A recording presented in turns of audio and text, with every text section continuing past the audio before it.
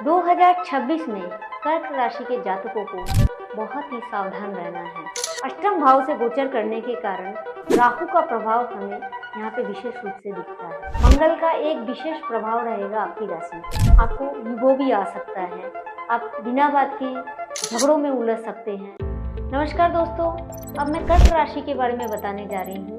2026 में कर्क राशि के जातकों को बहुत ही सावधान रहना है, क्योंकि कर्क राशि के जातकों के लिए राहु का विशेष प्रभाव दिख रहा है। इनके स्वास्थ्य संबंधी परेशानियां दिखती हैं। स्वास्थ्य से रिलेटेड काफ़ी सारी समस्याएं इनके जीवन में दिखाई दे सकती है, जैसे पेट की प्रॉब्लम या अचानक से जुकाम लग जाना या इन्फेक्शन हो जाना, ये समस्याएं हमें दिखती हैं। आप व्यर्थ के वाद विवादों में उलझ सकते हैं, क्योंकि राहु जो है ये गोचर करेंगे अष्टम भाव में। अष्टम भाव से गोचर करने के कारण राहु का प्रभाव हमें यहाँ पे विशेष रूप से दिखता है। यहाँ पे मंगल जो है वो सूर्य के साथ कनेक्टेड होने के कारण और बुध और शुक्र भी उनके साथ जुड़े हुए हैं, यानी कि चार ग्रह एक साथ जुड़े हुए हैं। तो यहाँ पे क्या है, आप व्यर्थ के वाद विवाद में उलझ सकते हैं। शनि का प्रभाव तो है ही, लेकिन मंगल और सूर्य के कारण आपको ईगो भी आ सकता है। आप बिना बात के झगड़ों में उलझ सकते हैं। तो आपको यहाँ पे वाद विवाद से बचना है। यहाँ पे साल के स्टार्ट से लेके 12 फरवरी तक मंगल की सप्तम और अष्टम दृष्टि जो है वो आपकी राशि के ऊपर पड़ता है, जिसके कारण आपको मानसिक तनाव भी झेलना पड़ सकता है।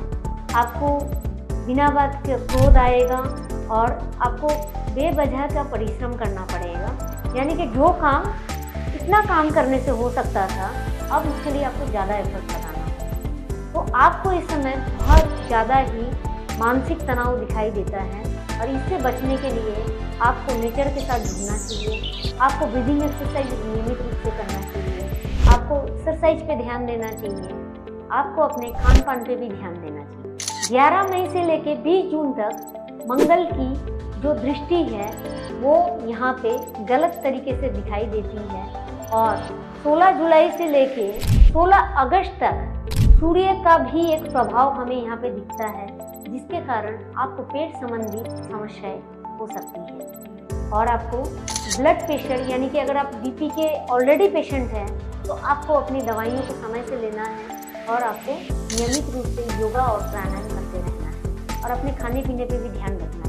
रक्त संबंधी भी परेशानी आपको हो सकती है। इसके अलावा 1 जून से लेके 30 अक्टूबर तक का समय जो है, यहाँ पे आपको जुपिटर का एक पॉजिटिव प्रभाव हमें दिखता है, जिसके कारण आपके सम्मान में वृद्धि हो सकती है और आपके जीवन में शुभ कार्य होने की संभावनाएं हमें दिखती हैं। तो ये जो पॉजिटिव फेज है, यानी कि 1 जून से लेके 31 अक्टूबर तक का जो समय है, इस समय आपको अपने जीवन को पॉजिटिव वे में लेके जाना चाहिए, क्योंकि ये अच्छा समय है।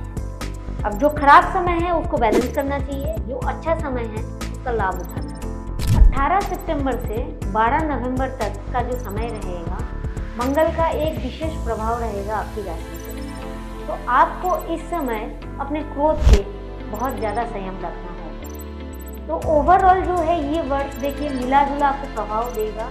आपको इस वर्ष जो है गणेश जी की आराधना करनी चाहिए। गणेश चतुर्थी जो हर मास में पड़ती है, गणेश चतुर्थी का आपको व्रत विधि पूर्वक करना चाहिए, और गणेश जी को लड्डुओं का प्रसाद आपको चढ़ाना चाहिए। और एक उपाय मैं बताती हूँ, बहुत ही सिंपल और छोटा सा उपाय है। गणेश जी को अगर आप दूब, यानी कि दूब घास जो होती है, वो अगर आप स्वच्छ घास नियमित रूप से अर्पित करते हैं, इससे भी आपको लाभ मिलता है। तो 2026 को आपको एंजॉय करना है, तो आप उपायों को करते रहिए, अपने स्वास्थ्य का ध्यान रखिए और स्वस्थ रहें।